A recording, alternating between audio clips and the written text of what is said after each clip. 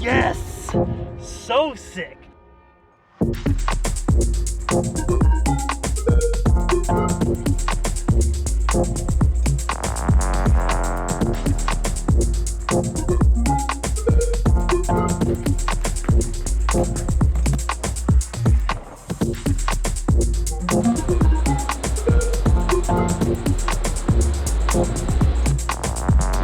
YouTube, what is good? So I just dropped off the last photo book that's sold on edwinramf.com. I don't know if there's going to be any more of those. Can't believe the support on that book. Shout out to all of y'all.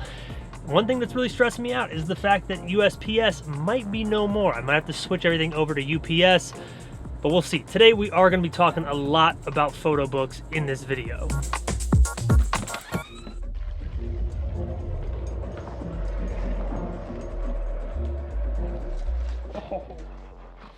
Yo, so check this out right here. Basically, I've been tired of trying to find journals on Amazon that I like, figure out which ones I like best, so I made my own. And I'm making that journal through the exact same company that made my photo book. We're gonna go out, we're gonna make some photos, I'm gonna take you through my day, and we're gonna talk about the creative process of making a photo book. Lately, I've been really inspired by this idea of a southern summer, and I'm slowly but surely compiling a big set of images, and I'm starting to think I might have another book on my hands. I figure while I'm out making the photos and working on that project, I might as well explain the whole process of how it actually turns into a real book like the one that I just sold. And something to keep in mind with my last book, this one right here. So this book came out in September of last year, and I've sold about 500 copies of this book completely independently. No publisher, no agent, no manager, nothing, just your boy and a website. So I want to explain how you can do the same thing. Now, you might not sell 500 copies, you might sell 2,000, you might only sell 5. It doesn't matter because you're doing this independently and you can do it really however you want. It's just about kind of getting over the daunting idea of actually creating a collection of work.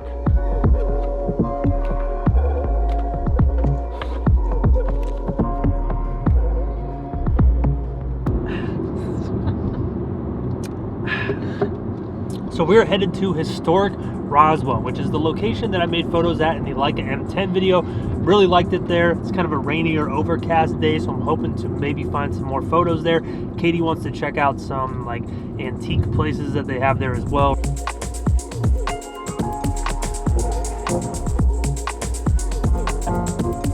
All right, so Katie already went inside. This place actually looks pretty awesome. The sun came out though. I don't know how this is gonna affect potential photos, but step one to any photo book project is picking an inspiration or a theme. Now, there's a number of ways that this can happen. So prior to my last book that came out, I was kind of already interested in this idea of small towns. I love the movie No Country for Old Men. I started thinking, what if I did more photos inspired by that type of thing, inspired by composition, open spaces, colors, dynamic lighting. I was visiting family in Tennessee. All these things coming together have now led me to this current project that I'm really working on. On my previous project, that was a result of me going out and making street photography, trying to make street photos in Atlanta. The first project just kind of happened naturally. And after a long period of time, I had a book essentially. Whereas with this project, I kind of have the idea for the book to start with, and I'm going out and shooting and making the photos around that. So you can go either way, really. You can set up your inspiration beforehand or just go with what inspires you and then develop a body of work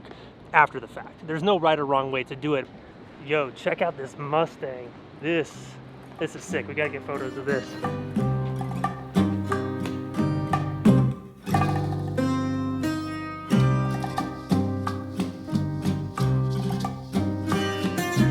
So part two of any photo book project is the time and energy and the expectation that it takes to actually make the body of work. Go into it with the mindset of 3 years and maybe you'll get done in 2 if you're lucky. The project I'm working on right now, basically I see it going like this. This summer will be a lot of daylight stuff, fall and winter will be a lot of night stuff, next summer will be a lot more summer stuff, and then that fall I'll catch up on more night photos and then maybe be done. But it could be summer 2022 before this whole thing's done. So give yourself enough time, really focus, go out and make photos a lot, be obsessed about it, and just don't rush. All right, well, we didn't escape without spending any money. We ended up getting this mirror right here, which is a crazy deal. They have these mirrors that are so much more expensive from like name brand places, which is unfortunately where you normally end up buying stuff from, but this is fire. I'm 6'2", and this is like way over my head, so it's gotta be like 7 feet tall.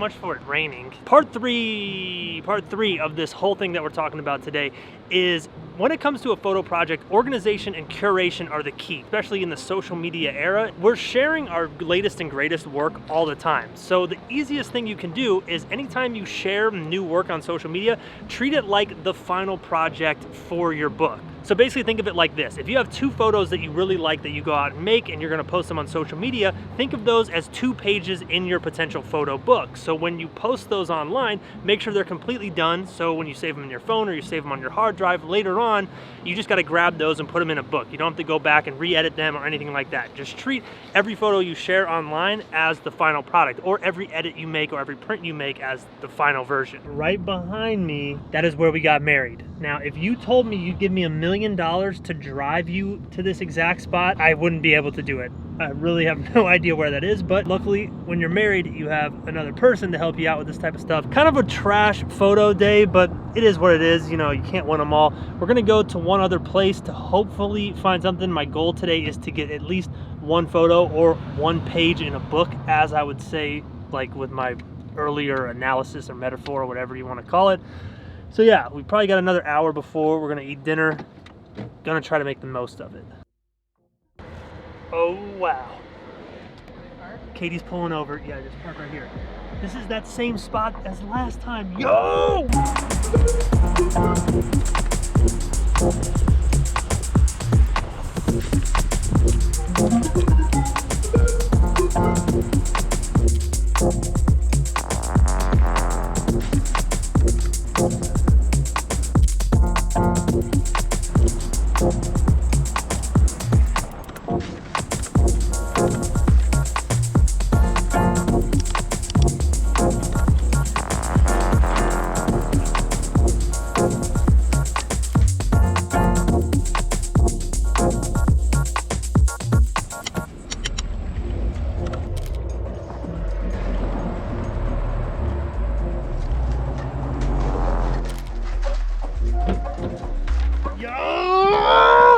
Yes! So sick. That is like a gift from the heavens. I just got done saying that I wanted to get photos. That feeling right there. Didn't get out to make a lot of photos last week because I was really busy editing. I was working on that last video, working on the Patreon video, which is out right now, by the way. But yes, I kept having to take the polarizer on and off because it was kind of like getting hazy and cloudy. Didn't know if I liked the way that looked. So sick. The candy tangerine orange paint. Yes.